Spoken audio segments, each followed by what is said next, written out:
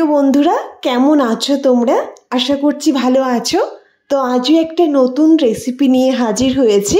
একদম ঘরে থাকা সামান্য উপকরণেই তৈরি করব খুবই লোভনীয় এবং টেস্টি একটা রেসিপি।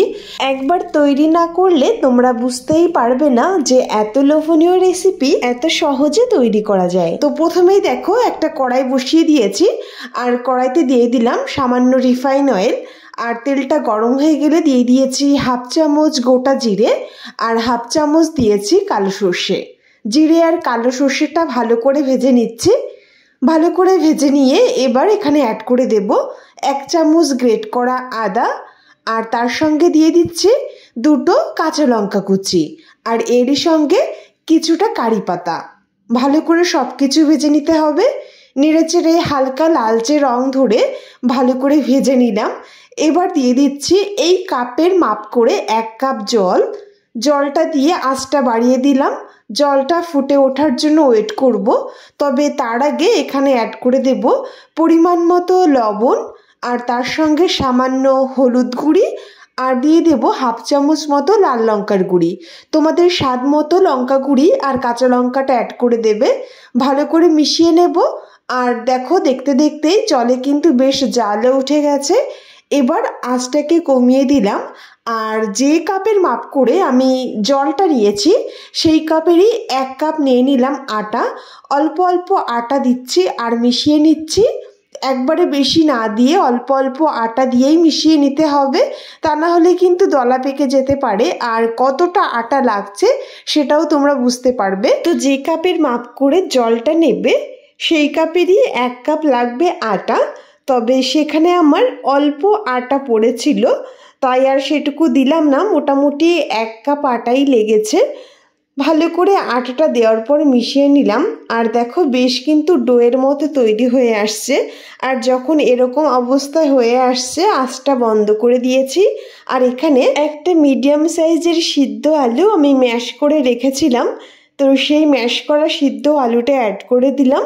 আর আটার সঙ্গে ভালো করে মিশিয়ে নিতে হবে। খুন্তি দিয়ে অনবরত নেড়েচেড়ে ভালো করে আটার সঙ্গে মিশিয়ে নিয়েছি।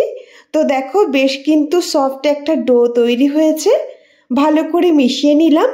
এবার একটা পাত্রে নামিয়ে নিচ্ছি। আর বন্ধুরা, দেখতেই পারলে উপকরণ একদমই কম, আর প্রত্যেকের ঘরেতেই কিন্তু এই উপকরণগুলো থাকে। মোটামুটি আটা আর আলু হলেই এত লোভনীয় একটা রেসিপি তৈরি হয়ে যায়। তো একবার যদি তোমরা তৈরি না করো তাহলে বুঝতেই পারবে না। তো দেখো, এখানে প্লেটে নামিয়ে নেওয়ার পর ডোটাকে হাত দিয়ে আরও একবার ভালো করে মিশিয়ে নিলাম। ভালো করে মেখে নিয়ে এইবার এই ডো থেকে আমি ছোট ছোট লেচি কেটে নেব। তার জন্য একটা প্লেট নিয়ে নিলাম, আর হাতে একটু তেল মেখে নিয়ে ডো থেকে কিছুটা অংশ হাতে নিয়ে নিলাম।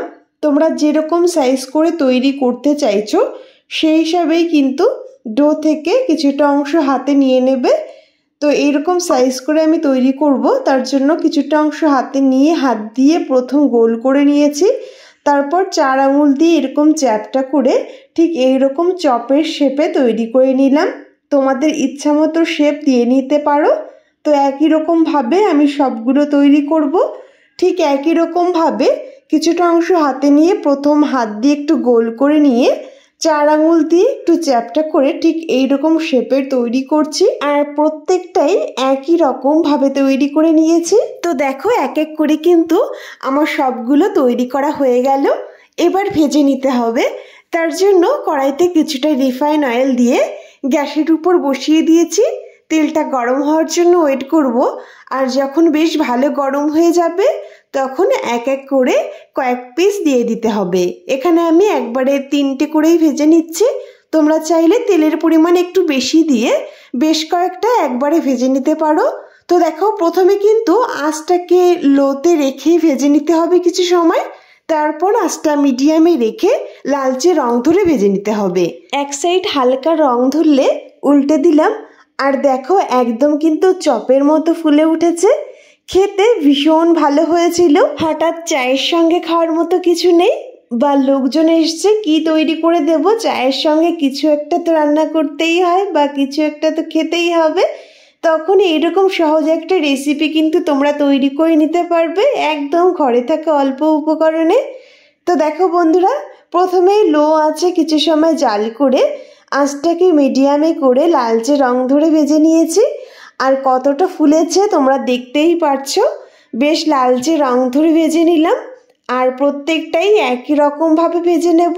আঁচটাকে কমিয়ে দিয়ে বাকি যেগুলো রয়েছে সেগুলোও দিয়ে দিলাম। আর দু সাইডটা একই রকমভাবে লালচে রং ধরে ভেজে নেব। খুব সহজে তৈরি হয়ে যায় আর এত লোভনীয় হয় খেতে, বাজারের কেনা চপের থেকে কোনো অংশেই কম না। ভীষণ সহজ একটা রেসিপি, বাচ্চা থেকে বড় সবারই খুব ভালো লাগবে। তো দেখো বন্ধুরা, সবগুলো কিন্তু আমি একই রকমভাবে ভেজে নিলাম আর সবগুলো ভাজাও হয়ে গেছে। কতটা লোভনীয় লাগছে, ভীষণ সহজ এবং সিম্পল একটা রেসিপি। আশা করছি তোমাদের ভালো লেগেছে। তো রেসিপিটি কেমন লাগলো অবশ্যই কমেন্টে জানিও। আর কতটা মুড়মুড়ে হয়েছে সেটা কিন্তু আওয়াজ শুনেই তোমরা বুঝতে পারছো। তো একদম সহজ সিম্পল রেসিপি, বাড়িতে অবশ্যই ট্রাই করো আর আমাকে কমেন্টে জানিও তোমাদের কেমন লাগলো। তো বন্ধুরা, আজ এই পর্যন্তই রেসিপিটি শেষ করছি। দেখা হবে নেক্সট কোনো নতুন রেসিপি নিয়ে। তোমরা ভালো থেকো বন্ধুরা, সুস্থ থেকো। আজ এ পর্যন্তই।